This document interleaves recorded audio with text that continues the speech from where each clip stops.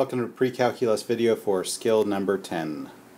I can find exact and approximate solutions to absolute value and quadratic inequalities. And featured below is a unique type of map, and the trivia question for the day is, what is the name of this type of map? Alright, we'll start our notes on page 10a, and there's two things that we should be able to do in this skill. Is we should be able to solve absolute value inequalities, and we should be able to solve quadratic inequalities. And we want to be able to find both exact and approximate solutions. So to find exact solutions, we want to solve it algebraically. So if you want to pause the video here and write down the steps, I will walk us through the steps with an example problem.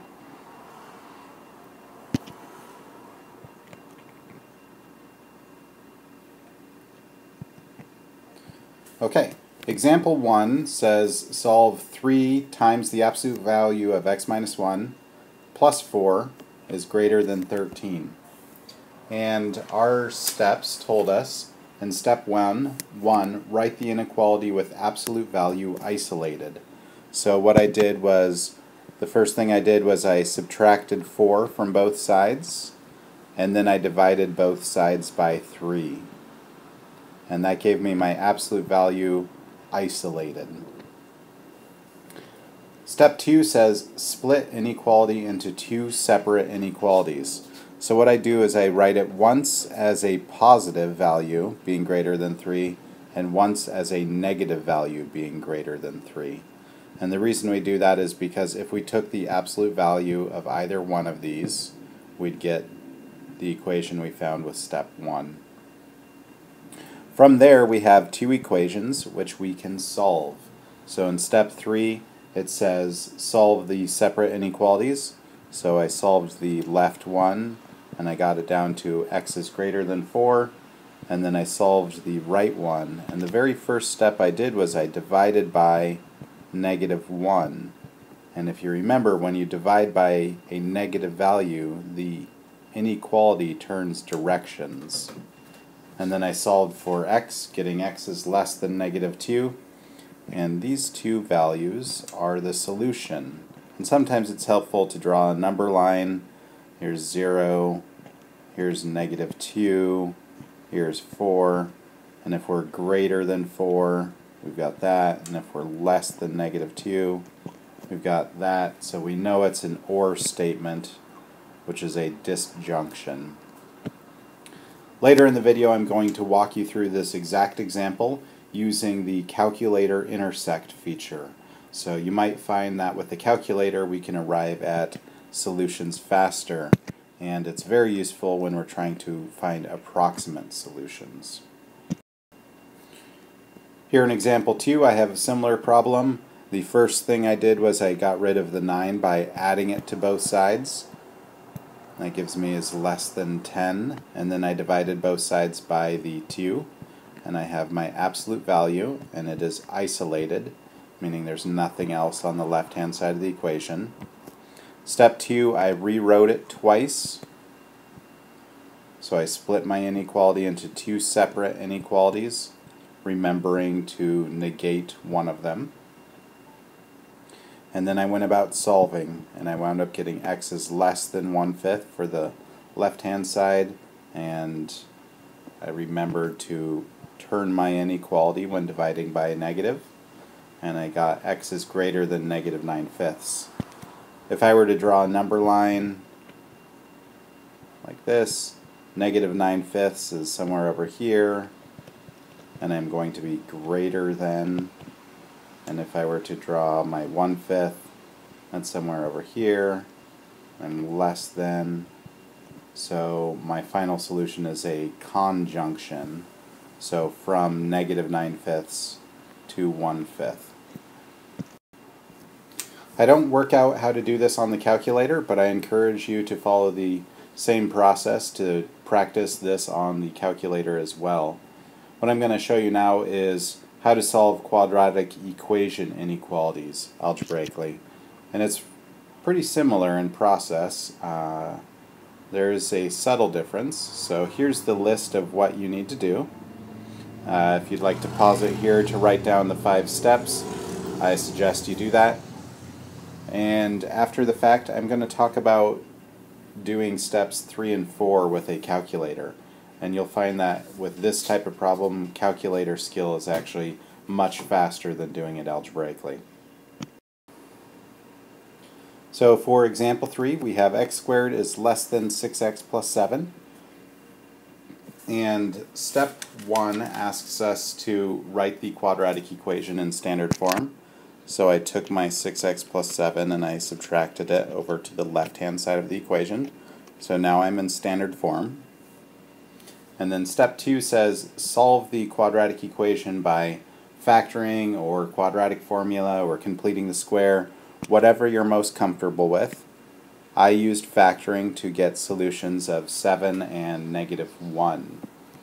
Now that would be the case if it was equal to 0, but since it's actually less than 0, we have to create what I call a truth table.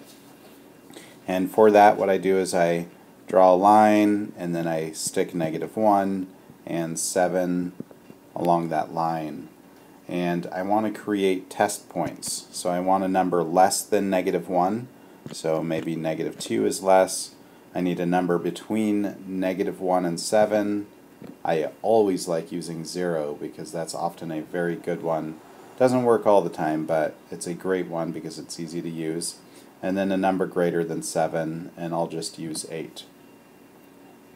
And what we're doing with these test points is we're asking if I plugged the test point, -2, into this equation, would I get a true statement?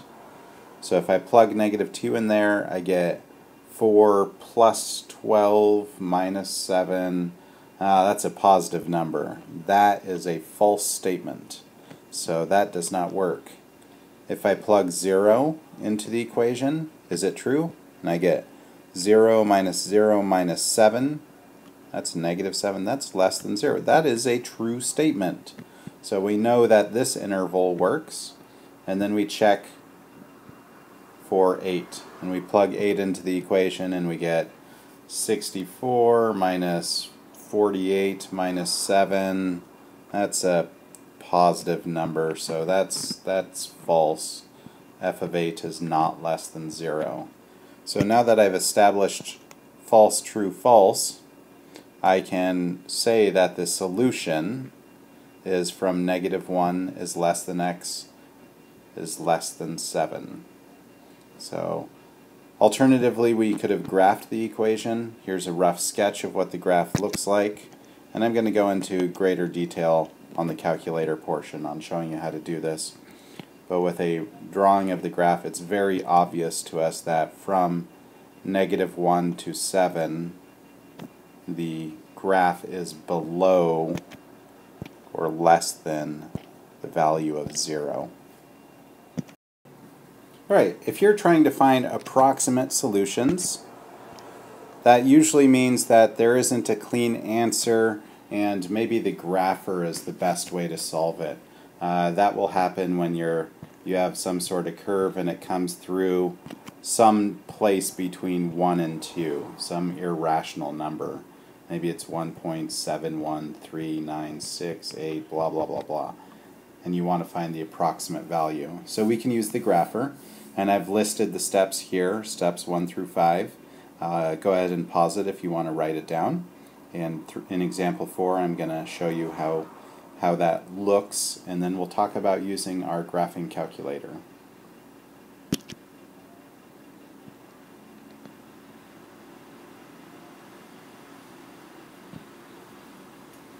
Alright, so example 4, what we have is the equation is already in standard form. Though it doesn't matter, we can stick the left side into y1, we stick the right side into y2, this should say y2, and then we do a standard zoom, and hopefully the standard zoom captures the graph, and our standard zoom looks something like this. And we use our intersect command to find that the black line intersects the red line at -3 or 3.732 and -0.268. So those are our approximate solutions, and I'll walk us through this with the calculator portion. What? Yeah, he's going close to that electric. What? Feel free to click these 3 links. They'll take you to my calculator skills playlist, and you can see the skills related to the 3 problems, 3 of the 4 that we worked through in this video. Thanks for watching the video, and the map shown below is called a network map, and it's showing the relationship between different people in this case. So looks like Mr. O'Neill is centered, and he's related to several green people, maybe at one business, and pink people at another business, and all of those lines are drawing connections. This is a network map pulled from a business professional using LinkedIn.